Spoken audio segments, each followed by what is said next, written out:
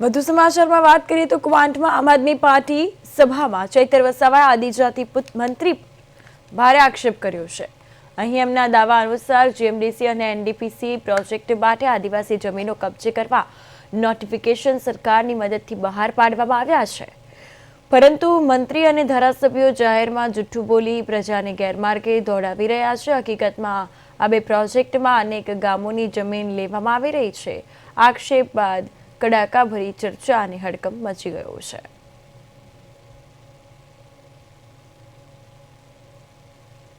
બે દિવસ પહેલા અહીંયા કેબિનેટ મંત્રી નરેશભાઈ પટેલ, પૂર્વ મંત્રી ગણપતભાઈ વસાવા અને પૂર્વ સાંસદ ગીતાબેન રાઠવા સાંસદ અને તમામ ધારાસભ્યોએ લોકોને ગેરમાર્ગે દોરવા માટેના પ્રયાસો કર્યા હતા।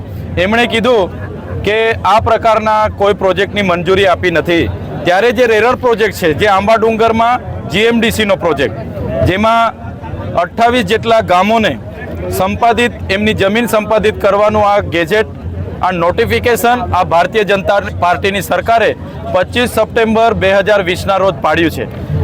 એમાં જે રેલવે પ્રોજેક્ટમાં 28 જેટલા ગામો જાય છે, ત્યારે નરેશભાઈ પટેલ, તમે એક સરકારના જવાબદાર વ્યક્તિ તરીકે તમે જે પાયા વિહોણી ખોટી વાત કરો, લોકોને જૂઠી બોલવાની વાત કરો અને જૂઠું બોલો અને જોરથી બોલો, એ તો કેટલું વ્યાજબી છે।